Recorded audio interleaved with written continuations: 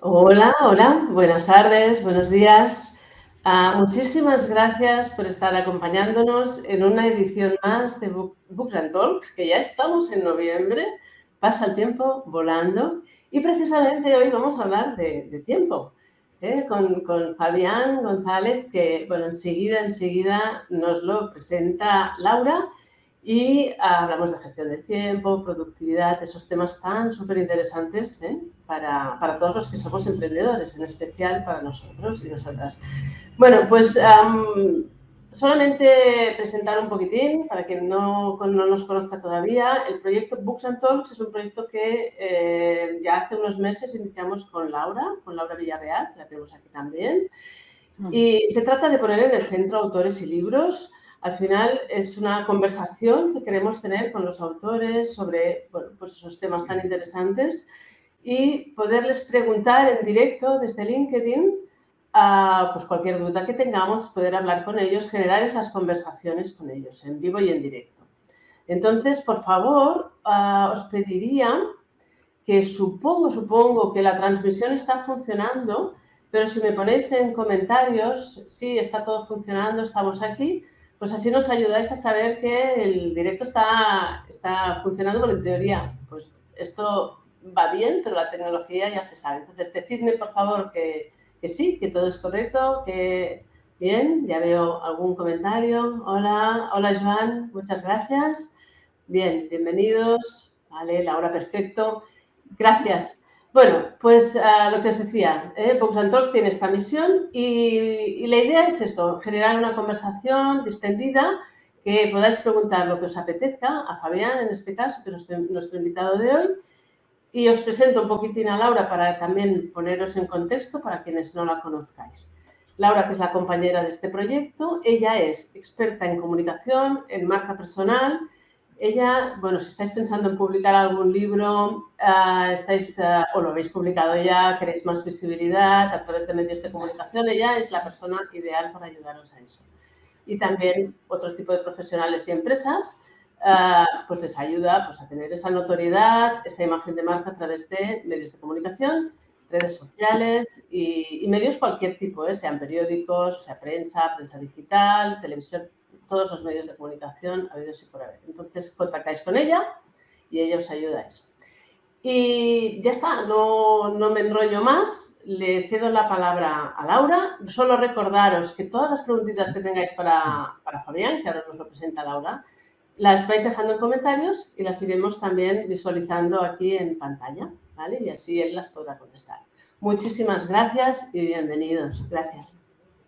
Gracias, Gemma. Bienvenido, Fabián. Bienvenidos a todos. Hola, Gemma. Nada, un minutito nada más también para presentar a Gemma y te presento, Fabián, ¿vale? Vale. Para las personas que nos están escuchando. Bueno, Gemma Montpart es experta en LinkedIn. Ella te ayuda a promocionar tu marca a través de esta herramienta. Es fan del marketing con sentido y pues lógicamente también es una mentora que también te va a ayudar a hacer una estrategia con este sentido que ella comenta, es decir, para poder dar a conocer cuáles son tus objetivos y dar esta visibilidad de tu empresa o de tu marca en LinkedIn. O sea que también ella os podrá ayudar y podéis contactar con ella también, ¿vale? Bueno, ahora presento a Fabián, Gemma, si te parece. Genial. A ver, Fabián González es mentor y es experto en productividad. Es cofundador de la Escuela de Expertos Emprendedores y él se dedica a lo que es el desarrollo de habilidades para la creación de posicionamiento y monetización de la marca personal y de emprendimientos basados en la información y el conocimiento. Ha escrito varios libros. El primero fue Tu marca profesional, el segundo, La marca del emprendedor, y este último que acaba de publicar ahora con Plataforma Editorial, que es el libro que está enseñando Gemma ahora, el libro de la cuarta generación, en donde nos comparte su sistema de productividad total para gestionar no solo el tiempo, sino nuestra vida. O sea, al final, esa es la nueva propuesta de Fabián.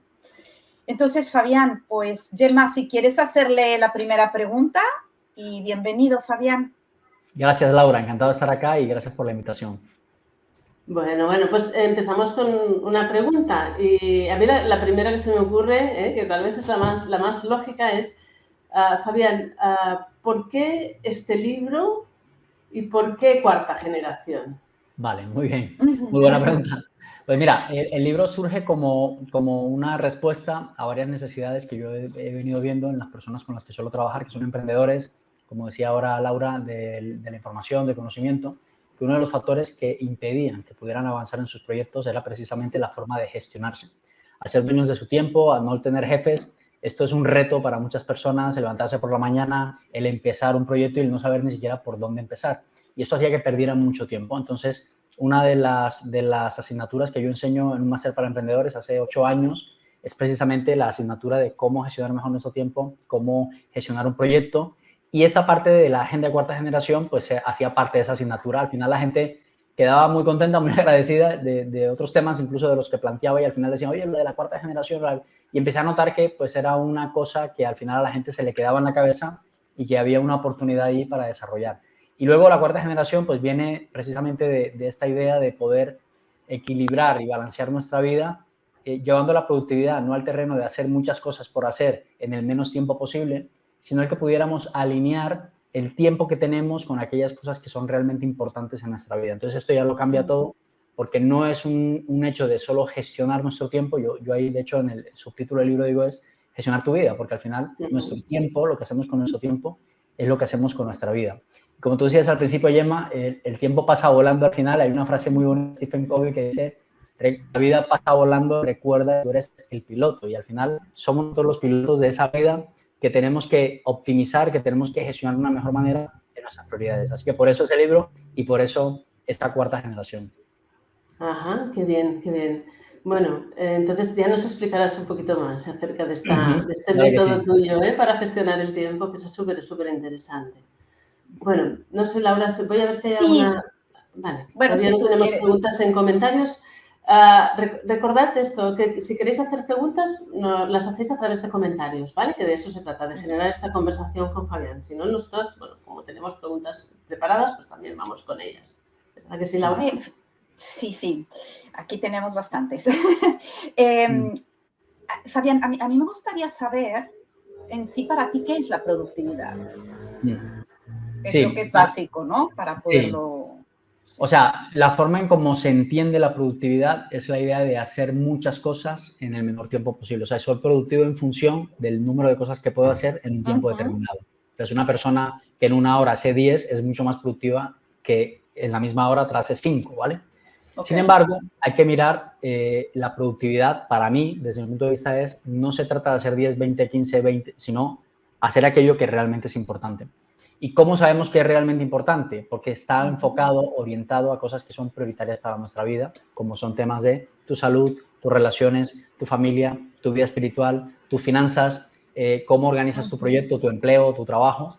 Y ese tipo de cosas que se terminan convirtiendo para la mayoría de los seres humanos, que yo he catalogado que son 8 en total, que son importantes para nosotros, deberían tener un hueco en nuestra agenda de manera fija, de manera que aseguremos y protejamos que esas cosas que son importantes realmente ocurran durante el margen de una semana, un mes, un trimestre, un año, ¿vale? Entonces, la productividad va de, sí, efectivamente, de hacer cosas, pero no cualquier cosa, hacer cosas que realmente están orientadas. Más adelante, si quieres, hablamos un poco de esta idea de la brújula, el reloj, de que realmente eso esté sincronizado y que el tiempo o las horas que yo uso, en las horas que yo hago cosas en mi vida, pues realmente eso tenga algún sentido, propósito o significado.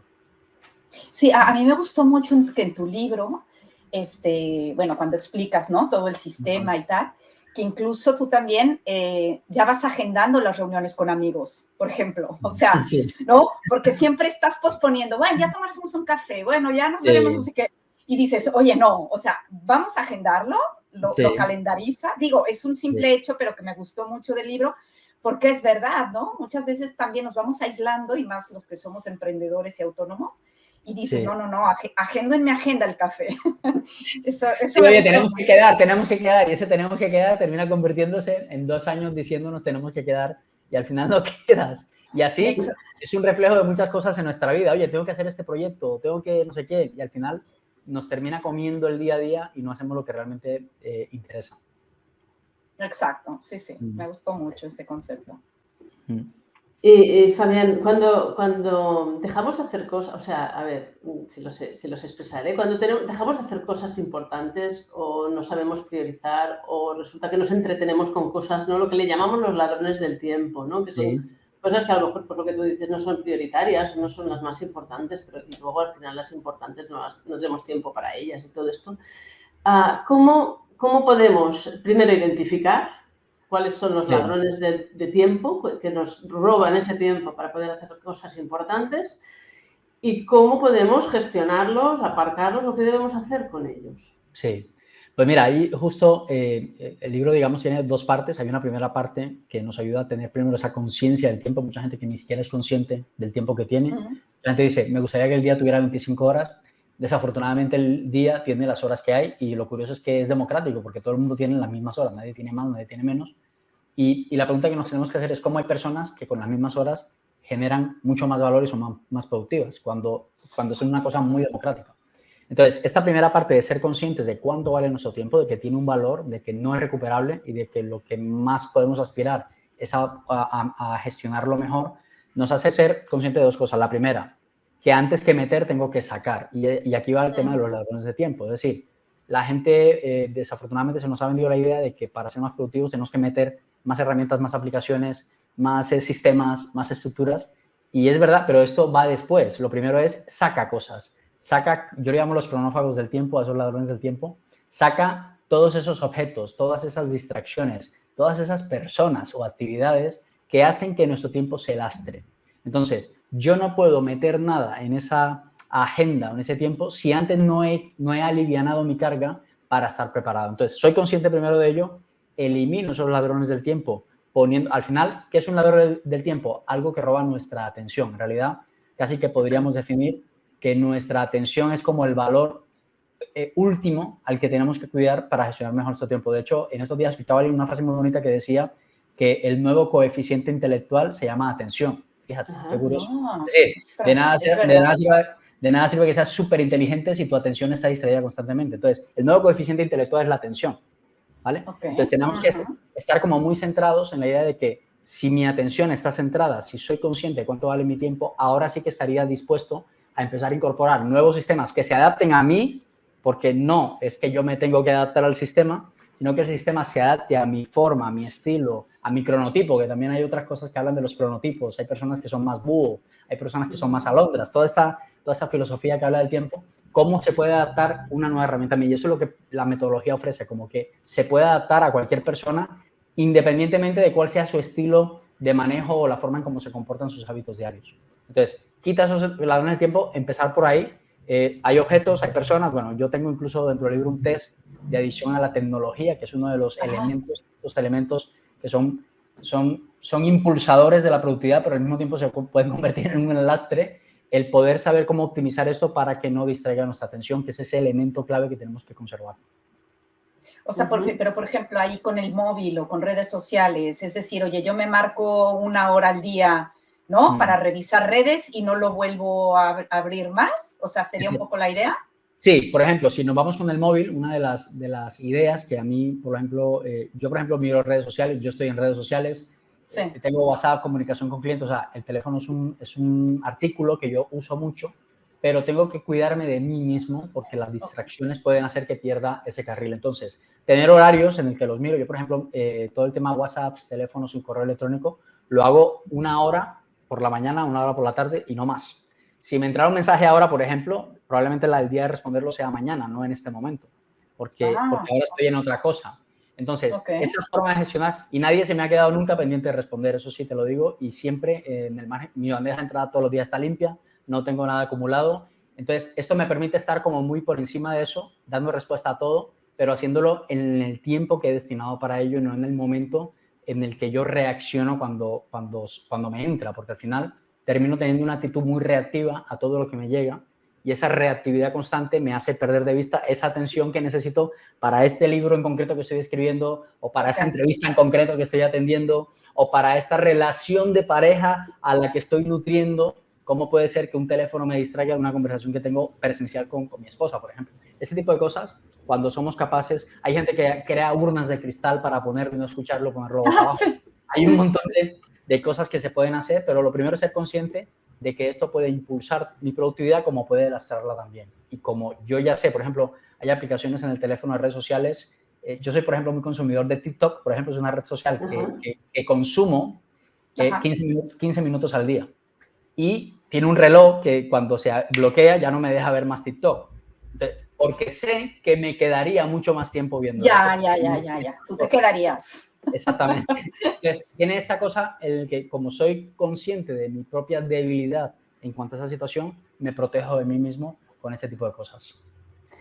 Y a mí me surge una duda cuando explicas esta cuestión de destinamos 1 hora para contestar WhatsApp, pero ¿qué ocurre cuando el volumen es muy grande? Cuando tienes una cantidad de emails, ¿sabes? Y cada día los tienes. ¿Cómo gestionas eso? Porque eso también ocurre a veces. Efectivamente, mira, por ejemplo, ahora que hablamos de quitar, ahora hablemos un poco de poner, ¿vale? ¿Qué cosas se pueden poner? Yo, por ejemplo, hay una metodología que se adapta perfectamente a cualquier perfil, la metodología de GTD, esa que habla de Getting Things Done, la de David Allen, que uno de sus apartados enseña cómo gestionar, por ejemplo, el correo electrónico, ¿vale? Entonces, el correo electrónico, yo, por ejemplo, aprendí esa metodología específicamente para el correo electrónico y las reuniones, ¿vale? Entonces, yo utilizo GTD, fíjate, para llevar mi correo electrónico. Entonces, cuando el correo electrónico es una bandeja de entrada, es un embudo, digamos, donde entran cosas, ¿vale? No solamente tenemos el correo electrónico, tenemos el WhatsApp, también es una bandeja de entrada. Sí. El teléfono es una bandeja de entrada. Los mensajes de redes sociales son otra bandeja de entrada. Todos son bandejas de entrada. Lo que pasa es que están en diferentes partes. Entonces, todo eso adquiere una categoría de mensajes que entran, ¿ya? Y todo eso puede ser comercial, puede ser operativo, puede ser de trabajo. O sea, tiene diferentes connotaciones, ¿vale?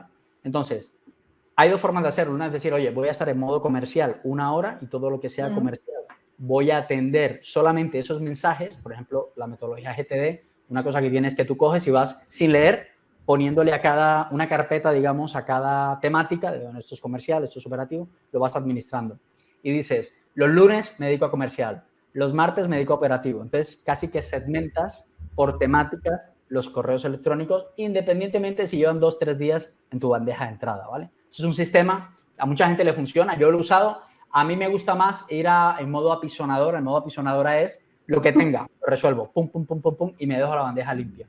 Entonces, lo que alcance en 1 hora a procesar es lo que se queda procesado. Todavía, claro, como es un hábito diario, todavía no me ha pasado que tenga tanto por procesar. Por ejemplo, si yo tenía un amigo, por ejemplo, que tenía 1.500 correos electrónicos pendientes por 1.500, ¿eh? Ya, es que sí, claro, sí, se van acumulando. Hasta 1 hora diaria es imposible que te lo puedas comer. Entonces empezamos a hacer un cálculo de por minutos por correo, cuántas horas necesitaba para hacerlo, y se hizo bloques así como para deshacerse de ello, de 2 horas cada día solamente respondiendo emails. Para eliminar. Claro, cada email también significa una respuesta, a veces para decirte gracias o para decir, ¿sabes? Entonces, uno de los secretos que yo he aprendido para evitar la acumulación de email es no escribir emails. Es decir, si tú escribas emails, generas un nuevo email. Entonces, salvo que sea una conversación que puedas evitar por un mensaje de WhatsApp o por un OK o por un dedito. O sea, hay cosas que yo, si es para confirmar, prefiero quitarme la presión del email porque no hay necesidad ni siquiera de hacer un email para ciertos mensajes.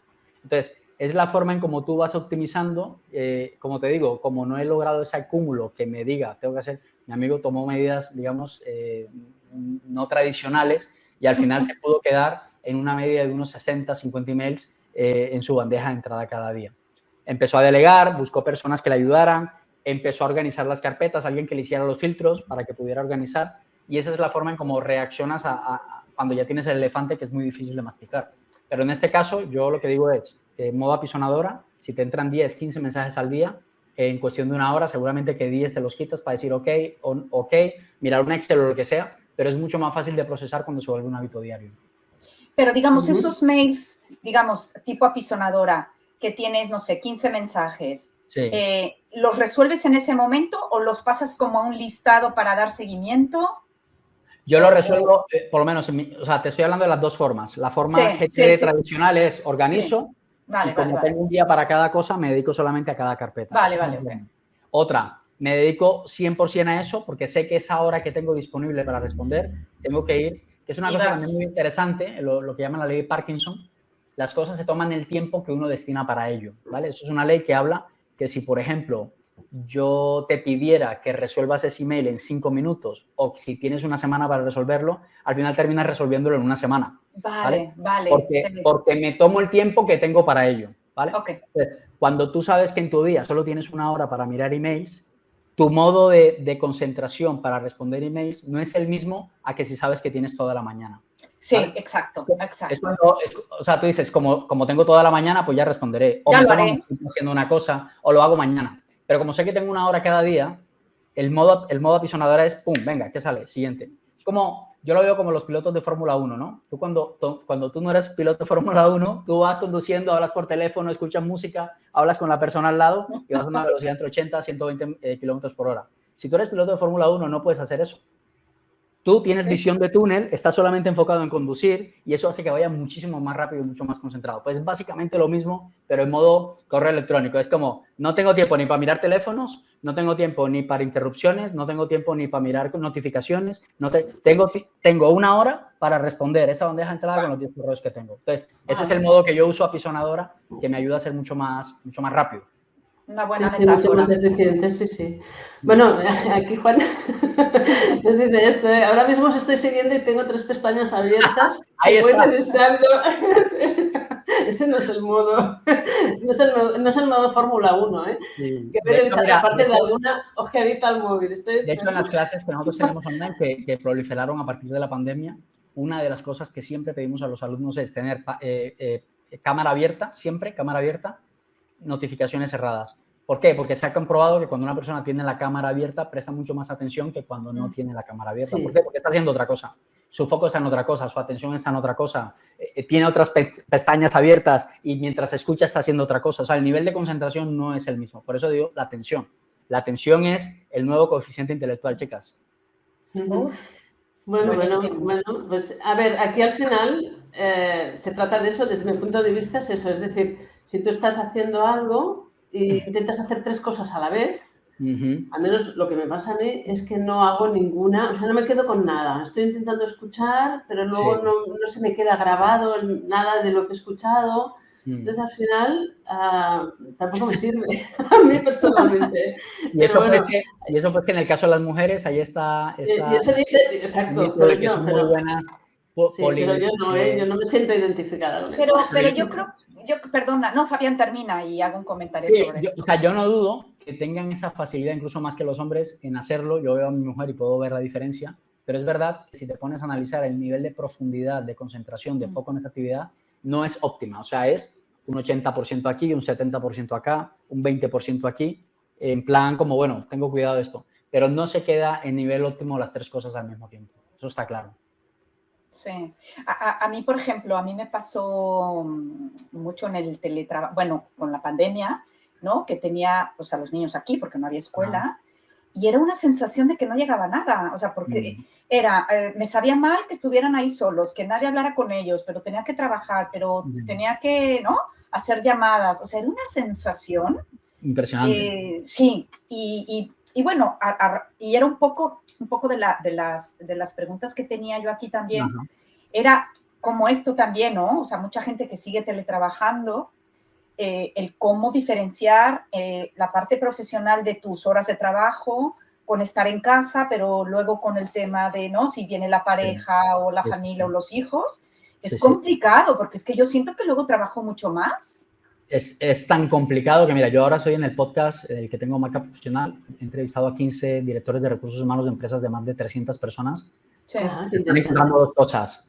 O la gente está haciendo cosas que no debería estar haciendo a la hora de trabajo, eso es un extremo, o la gente está trabajando más del tiempo que debería trabajar, ¿vale? Porque como está en casa, esos tiempos de transporte al final terminan traduciéndose en productividad para la empresa. Exacto. Y eso es bueno o es malo, depende como lo quieras mirar. Cuando una persona empieza a desbalancearse en otras áreas familiares, personales, esto afecta a la productividad de la empresa también. Y eso nos encontramos en las entrevistas, cómo empezar a hacer jornadas incluso de hacer que la gente volviera a la oficina. Porque así que mucha gente consideraba que era mucho más sano para ellos a nivel mental estar en su entorno de trabajo vestidos, bañados, desayunados, ¿sí? La máquina del café. Efectivamente, porque para ellos era una forma también como de cambiar un poquito el entorno. Y esto está pasando en este momento en la sociedad, en muchas empresas. De hecho, el otro día escuchaba una anécdota de alguien que era un director de mandos medio bajo. Cuando quisieron volver a la empresa, el tipo se ha ido a vivir a otro país. Y claro, tuvo que decirle al de recursos humanos, no, es que ya yo no vivo allí. Y entonces, claro, pero ¿cómo que no vives ahí? si vamos a volver a... No, pero como esto se había quedado así... No. Y claro, el tipo ya tenía su vida ya con los niños en el colegio. O sea, tú imagínate las movidas. O sea, el tipo se había ido a otro país y en la empresa ni lo sabía. Entonces, ese tipo de cosas que se están presentando hoy por hoy, si no se gestionan bien, primero, para que la gente haga lo que tenga que hacer cuando tiene que hacerlo, pero que además pueda dedicar tiempo a otras cosas que son importantes, porque eso va en detrimento de la empresa, ¿vale? Ese es el reto que se está encontrando, sobre todo los directores de recursos humanos a día de hoy. Pero y tú, por ejemplo, como a alguien que trabaja, ¿no? desde casa, o sea, ¿qué rutina tú le podrías decir, ¿no? Para poder establecer un horario sano, ¿no? Eso, efectivamente. Mira, hay 3 cosas. Esta pregunta que ha surgido mucho es 3 cosas claves para la gente que teletrabaja. Primero, tiene que ver con la rutina horaria, es decir, los horarios deberían ser fijos siempre, como cuando ibas a la oficina a trabajar, de 9 a 5, de 9 a 2, lo que sea. Eso no debería cambiar independientemente de que estés en tu casa, ¿vale? Eso es lo primero, porque cuando eso empieza a tocarse, se trastoca el resto de cosas. Lo segundo tiene que ver con nuestra propia forma de estar, es decir, hay gente que trabaja en pijamas porque está en casa no, vístete, báñate y cepíllate los dientes como si fueras a trabajar en tu oficina, porque eso te va a poner a ti en posición de trabajo. ¿Vale? Cuando uno tiene una camisa, una corbata y está en boxer, o sea, hay una cosa que pasa en tu cerebro y es que no estás al 100%, ¿sabes? Y esto pasa. Entonces, sí, que es más cómodo, no sé, pero es que esta no es o sea, eso no lo harías si estuvieras en una oficina. Claro, eso afecta también. Y la tercera tiene que ver con el entorno que nos hacemos para trabajar, ¿vale? Si un día trabajas en la mesa de la cocina, otro día te vas para el jardín, otro día trabajas en el comedor, otro día te vas para la cama, claro, todos esos factores que te sacan de la cotidianidad que tenías, todo eso afecta a la productividad. Entonces, tener un espacio que hayas escogido para trabajar, vestirte como si fueras a trabajar y usar los horarios que tienes que trabajar, yo digo es lo básico que deberías tener para hacer un buen teletrabajo. Vale, muy bien. Bueno, de momento los cumplo. Vale, genial. Yo tengo pantalones, ¿eh?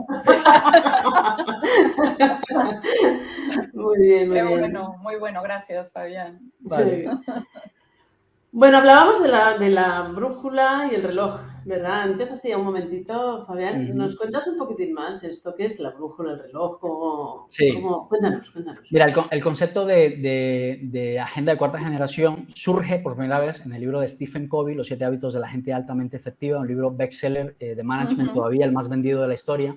Y el tercer hábito se llama Primero lo primero. Ese tercer hábito se convirtió tan popular del libro que terminó volviéndose un libro en sí mismo, el triple de gordo de los 7 hábitos, para que te hagas una idea. Madre mía. De ahí surge esta idea de pensar en una perspectiva de gestión del tiempo, no desde la productividad por hacer, sino que conectemos el norte de nuestra vida, hacia donde queremos llevarla, y lo que hacemos con nuestros días y nuestras horas.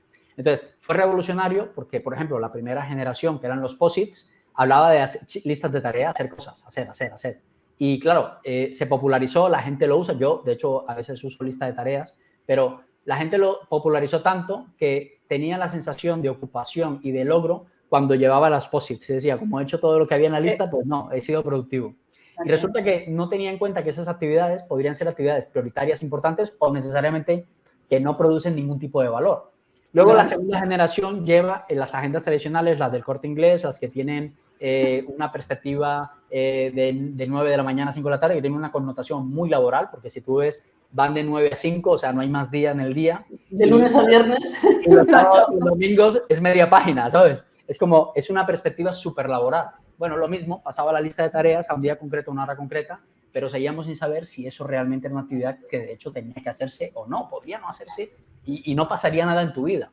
Y luego pasamos a la tercera generación, que es la idea de el Google Calendars, el cómo poner electrónicamente lo que ya teníamos en papel para facilitar el Evernote, los Asanas, el Trello, todo lo que para gestionar mejor nuestra productividad. Y todo eso, que tiene cosas muy buenas, pero que también tiene cosas que no son tan buenas, es lo que revolucionó la agenda cuarta generación cuando dijo, oye, es verdad que todo lo que tenemos que hacer realmente tenemos que hacerlo. Y si nos enfocamos solamente en aquellas cosas que son importantes, y si definimos un norte de nuestra vida en el que queremos llevar aquellas cosas que realmente son importantes para nosotros y dedicamos nuestras horas a eso, ¿qué pasaría? Pues muchas de las cosas que hacemos en el día a día sencillamente desaparecerían.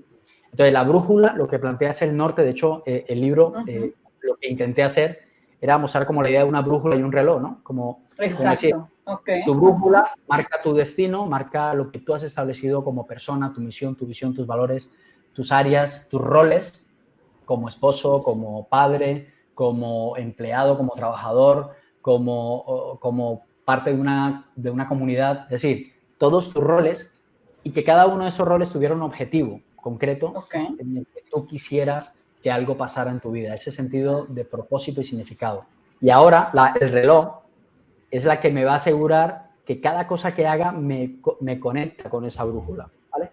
¿Qué es lo que pasa? Que hoy vemos, yo no sé cuántos han tenido lo que nos ven, la sensación de que la vida va por un lado mientras le gustaría que fuera por otro lado, ¿no? Es como que cada vez la brecha entre lo que hago y lo que me gustaría que pasara se hace mucho más grande. Y es precisamente por eso es que se necesita esa brújula para que ese reloj esté conectado. ¿Ves? Entonces aquí la productividad tiene otro sentido, porque me estoy asegurando que cada cosa que haga en mi reloj, en mi agenda, en mi lunes 9 de la mañana, está conectado con algún objetivo de esa brújula que yo he determinado para las cosas que quiero hacer en mi vida.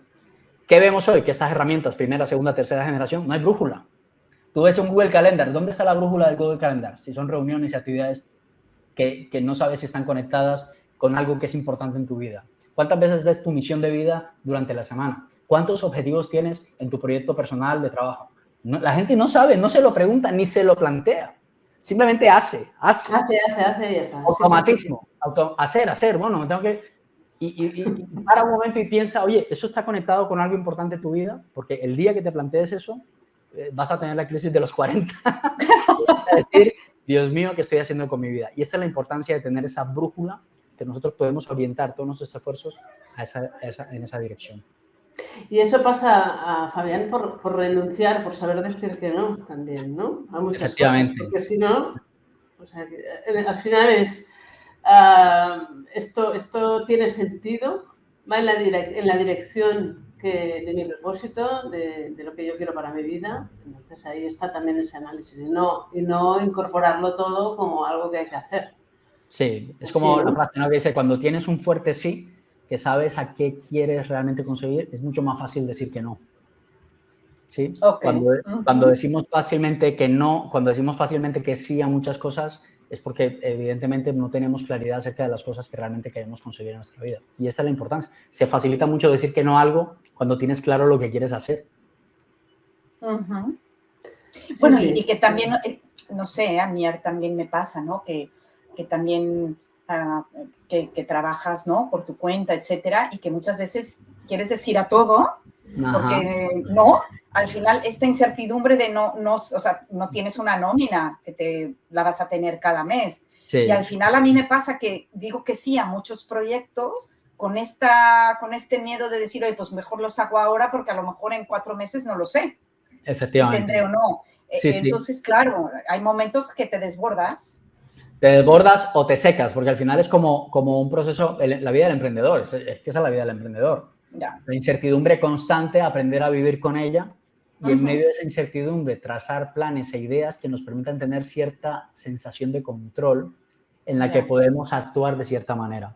Pero yo entiendo lo que tú comentas, Laura, porque es lo que nos pasa a todos los emprendedores. Oye, no es una persona que trabaja por cuenta ajena, que tiene quizás una certeza del ingreso que va a tener a nivel mensual, sino esta persona que, como podría facturar en un mes el triple, pueden pasar 2 meses en los que no factura. Entonces, el poder saber cómo... Yo, por ejemplo, algo que siempre recomiendo para los emprendedores, sobre todo en este tema, es tener planes a nivel trimestral. Eso nos ayuda mucho a tener contexto. Cuando nosotros somos capaces de hacer un plan de acción que nos permita determinar cuáles son los proyectos en los que vamos a trabajar, qué tipo de actividades vamos a hacer en esos proyectos durante un año y trocear ese año en un trimestre, Nuestra perspectiva, yo le llamo como tener 4 años dentro de un año. Entonces, nuestra perspectiva de trabajo, lo mismo que hablamos ahora, de la hora que tengo para el email, prácticamente del trimestre que tengo para mi proyecto. Entonces, si yo enfocarte ahí. Eso es. Este es como un caballo, ¿no? Que tiene estas cosas aquí que le tapan. Es como, tengo la visión general, pero en ese momento tengo que estar a foco con esto. Porque si me relajo, ¿qué pasa? Que ahora el 31 de diciembre la gente vuelve a comer uvas esperando que por sí solas las cosas se hagan y 2 semanas después de enero se dan cuenta que vuelven a los mismos hábitos que tenían anteriormente. ¿Por qué? Porque dejan muy abierta, dejan muy expuesta ese nivel de rigurosidad o lo que se llama el nivel el sentido de urgencia. La sensación de que no tengo un año, tengo un trimestre para poder hacer esto. Y ese sentido de urgencia nos permite ser mucho más efectivos a la hora de centrarnos con las cosas que tenemos que hacer. Sentido de urgencia, sense of urgency, eso yo lo aprendí en una sanduchería en Londres cuando estaba allí, cuando decías, tienes 2 horas para hacer 200 sándwiches, Fabián. Sentido de urgencia. Y tú tenías que andar, o sea, no me puedo descuidar con la mantequilla, con la mayonesa, con el pan, cómo hago el corte, o sea, cómo meto el cuchillo. Estaba todo tan milimetrado que tenías que ser capaz de hacerlo en 2 horas. Y esto a mí se me quedó como ADN para todo. Es decir, yo no tengo un año para hacer mis proyectos, tengo un trimestre para hacer estos 4 proyectos. Ya en otro trimestre miraré. Pero y no tengo un trimestre para hacer X proyecto, tengo un mes.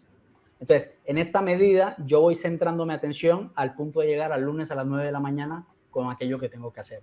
Es mucho más fácil estar concentrado porque lo has llevado a ese nivel tanto de amplio como de angosto. Como de focus, ¿no? Sí. De focalizar. Eso es. Interesante. Porque luego, además de tener claridad, de decir, bueno, tengo claridad, tengo foco hacia dónde quiero ir, igual es mi propósito, también está, desde mi punto de vista, el tema del perfeccionismo. O sea, es decir, quieres hacer, cuando te pones límites en tiempo, pues claro, tienes ese... Porque claro, siempre puede estar un trabajo hecho mejor, siempre puede, ¿no? Entonces ahí eso también puede ser un ladrón de tiempo. Muy bien. No sé cómo lo ves tú, pero ahí también, si tienes límites en tiempo, pues te obligas, ¿no? A decir, ya está, tiene que estar este tiempo hecho. Mira, el perfeccionismo, el análisis por análisis, la parálisis por análisis, perdón, el no saber decir que no, esas son actitudes que nos roban el tiempo.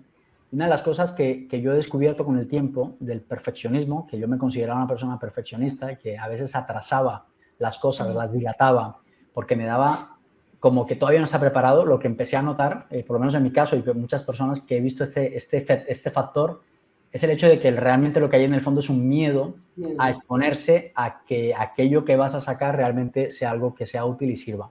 Entonces, el perfeccionismo, cuando nos termina llevando a la inacción, en realidad no es ser perfeccionista.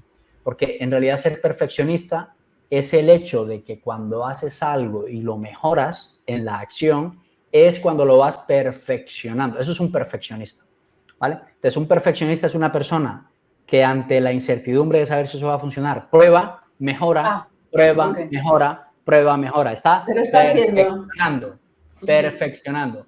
Una persona que se queda quieta, que no hace nada, que le da vueltas, que rumia y mastica y prueba, no es un perfeccionista, es un miedoso. Entonces, esto hay que tenerlo como... Entonces, es muy importante tenerlo claro eso, porque es otro de los frenos, ¿no? que yo he vinculado con el síndrome del impostor. Eso es. Y es otra de las cuestiones complicadas para emprendedores y personas que están... Y con el síndrome del impostor, mira, este es un tema curioso porque me lleva mucho este tema del síndrome del impostor. Fabián, pero claro, ¿cómo me voy a lanzar si no estoy seguro? Decía, el problema con el síndrome del impostor no es tanto el que tú no estés legitimado todavía porque te falta experiencia y tienes que ganarla de alguna manera. El problema es que tú cobres por algo cuando tú ni siquiera has solucionado ese problema en tu vida. Entonces, tú no puedes ser impostor cuando estás aprendiendo y en el aprendizaje estás mejorando. No puede serlo porque se sabe que estás mejorando. Por ejemplo, un coach, una persona que arranca, oye, no cobres por la sesión porque deberían cobrar. Deberían de pagar. Pero no te puedes sentir impostor porque sabes que esa es una posición de aprendizaje en la que estás.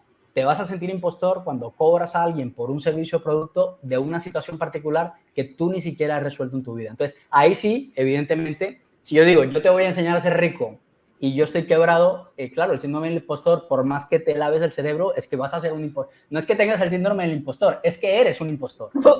Exacto. ¿Sí? Entonces, esto si nosotros somos conscientes de que primero tenemos que hacer tablas, hacer la práctica, la experiencia, el ganar un poco de cancha, tener 3 personas que puedan decir algo con relación a nuestro trabajo de que les haya ayudado, entonces ese síndrome desaparece completamente porque ya sabemos que funciona, que hay personas que se han servido de ello y ahora sí podemos entrar tranquilamente a cobrar por ellos. Desaparece el síndrome del impostor. Pero si nunca lo has hecho, si no lo has solucionado en tu vida y además quieres cobrar por ello, es que ya no es que tengas un síndrome, es que en realidad eres un impostor. Qué bueno. Muy bueno, sí, sí, sí. Qué bueno. Bueno, es esta mentalidad que hay ahora también de que como no se puede dar nada gratis, porque ahora hemos pasado de un extremo al otro, ¿no? Ahora está este mensaje de tienes que cobrar, pues entonces también pasa por eso, ¿no? Ya. Porque los emprendedores que empiezan es que, claro, a mí me han dicho que no puedo hacerlo gratis, tengo que cobrar. Pero y ahí está el problema. Es un arma a doble filo, al final todo va en detrimento o en mejora de la marca personal. Si una persona empieza a cobrar y lo que empieza a tener son malos resultados con los clientes, al final eso afecta su credibilidad, porque otro va a decir, oye, esa persona trabajé y es que me estafó, o sea, no. Eso empieza a ser mella en una marca personal. Y yo no recomiendo nunca que alguien que vaya a empezar, o sea, yo no empezaría ahora, por ejemplo, a hacer adiestramiento canino si ni siquiera tengo perros en mi casa, si ni siquiera he sacado a pasear perros, si ni siquiera he trabajado con el perro de alguien y entonces he visto que eso, y entonces ahí, pero digo, voy a cobrar porque entonces, no digo, no, tú no puedes cobrar por eso, es que no estás legitimado para hacer eso. Así es. Sí, sí, es un buen ejemplo porque está pasando mucho eso. Sí. Es cierto. Hay un comentario de Juan Muñoz. Sí. Si nos automatizamos hasta el límite, ¿qué pasa con la creatividad? Me encanta. Es buenísima la pregunta. Sí, me encanta. Mira, una de las cosas que la automatización, yo llevo la sistematización más que automatización, ¿vale? La sistematización es la idea de crear rieles en nuestra vida que nos permitan tener hábitos para ciertas cosas. En el que yo soy consciente de que cada cosa que hago tiene una forma de hacerse, ¿vale?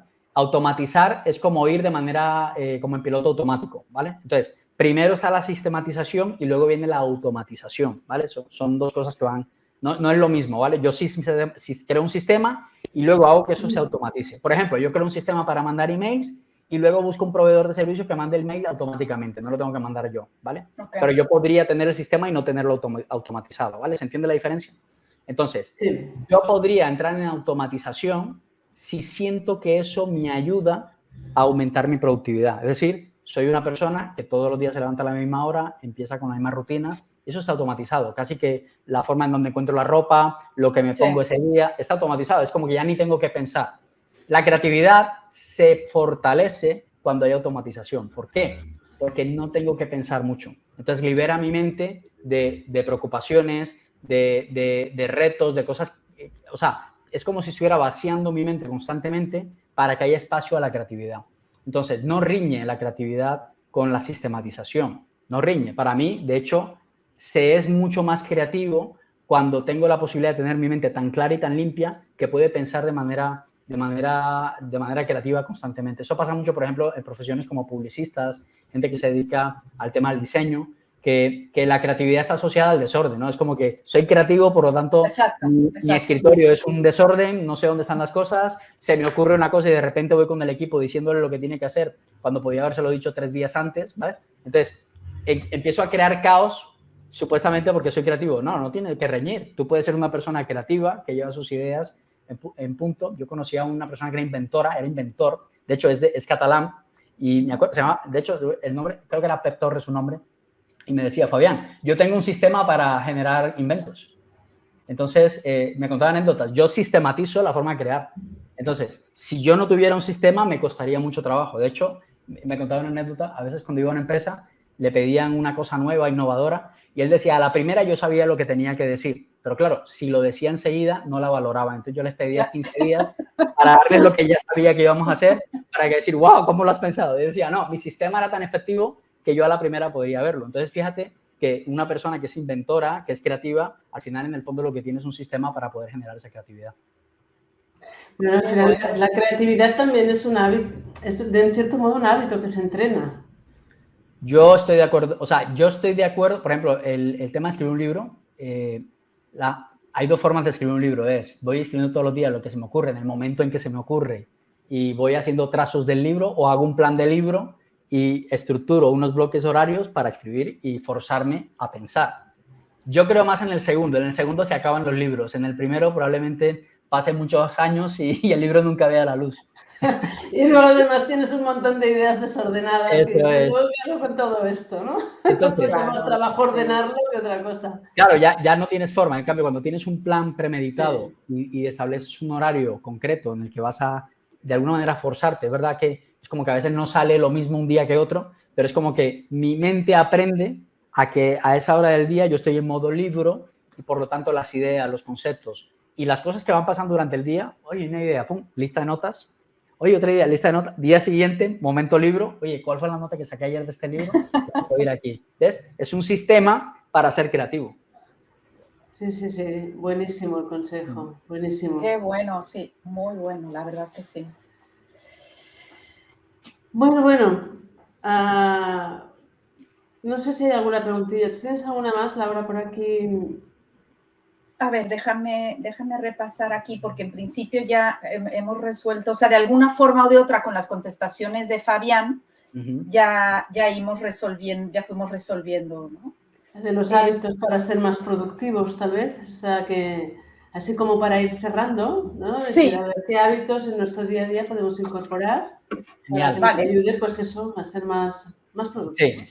Genial. Mira, para mí los hábitos siempre están como en la parte final. O sea, yo hablo primero de conciencia del tiempo, luego de quitar esos cronófagos, luego de incorporar ese sistema y luego meter la agenda con los bloques de tiempo, con el setup por la mañana, con el cierre, con los bloques, con la estandarización de actividades, con la homogenización de tareas dentro de los bloques. Bueno, hay un montón de cosas que luego se pueden incorporar. Pero los hábitos para mí es como merece un bloque adicional. Es decir, tanto que yo, de hecho, el libro que escribí, este libro, se había quedado el doble de ancho y en la editorial me pidieron que lo partiera en dos. Y el otro libro, que va a ser el otro año, si Dios quiere, se llama Hábitos de Productividad. Es decir, es como la segunda parte, digamos. Efectivamente. Es la segunda parte, porque iba a ser todo un libro, pero se quedaba como de 500 páginas y no me lo aceptaron. Vale. Entonces, pero esos hábitos, como ya yo tengo un sistema en el que puedo incorporar una estructura de días, de horarios, de agenda, ahora es mucho más fácil incorporar los hábitos.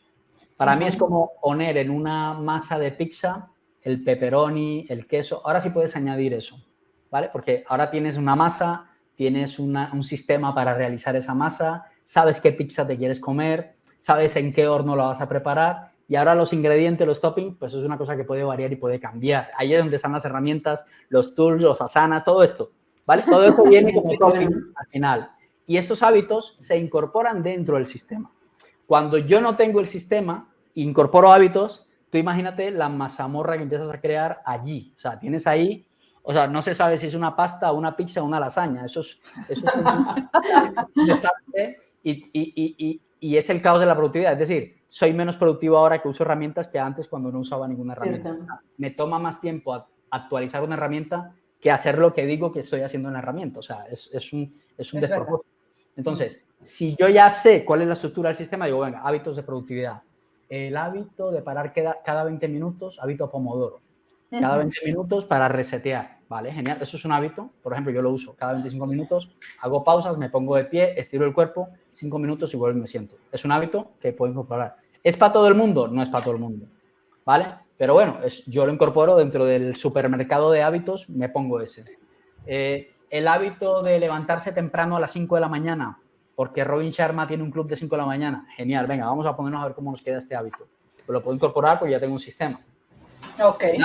El hábito de hasta las 8 de la noche dejar de ver pantallas para que mi mente se vaya adecuando e irme a la cama 2 horas después tranquilamente. Vamos a incorporar ese hábito. Entonces, yo voy sumando hábitos en función de ese sistema que ya tengo. Y voy probando cosas. Yo fui del club de las 5 de la mañana durante 6 meses. Después me di cuenta que en España eso es imposible, porque si la gente cena a las 11:30, ¿a qué horas duerme? Entonces, empezaba a quitarme todo ese tipo. Bueno, vamos, probémoslo, ¿vale? Y yo he ido cambiando en función de las cosas que mejor se adaptan a mi sistema. No yo adaptarme al sistema de otro, porque ahí es donde caemos. El hábito, por ejemplo, de una vez a la semana hacer un afilar la sierra o una revisión de planificación de la semana que viene y cómo ha ido esta semana. Eso se hace 1 hora los domingos por la tarde. El hábito de tener reuniones con tu pareja, lo que llamo dead nights, para ver cómo estamos, una botella de vino, una vela, una canción, un jazz, una música, 2 horas, una cena. El hábito de tener una reunión con tus hijos de familia en el que se dan gracias y se hablan de cosas. Empiezas a incorporar un montón de cosas porque eso ya está alineado con tu brújula. Entonces ya tiene sentido reunirte con tus hijos, estar con tu pareja, reunirte con tu equipo, hacer una planificación, irte a correr, hacer ejercicio, comprar una máquina elíptica, no sé, todas las cosas que empiezan a pasar en tu vida empiezan a tener sentido porque se alinean perfectamente con lo que tú has establecido. Entonces ahí es cuando llegan los hábitos. Y yo, pues al final, los hábitos, yo tengo una lista, yo saqué en el libro, tengo más de 300 hábitos de productividad para tenerlo en nuestra casa, en nuestro trabajo, el hábito de bañarse para trabajar, por ejemplo, el hábito de empezar por la roca y no empezar por el correo electrónico.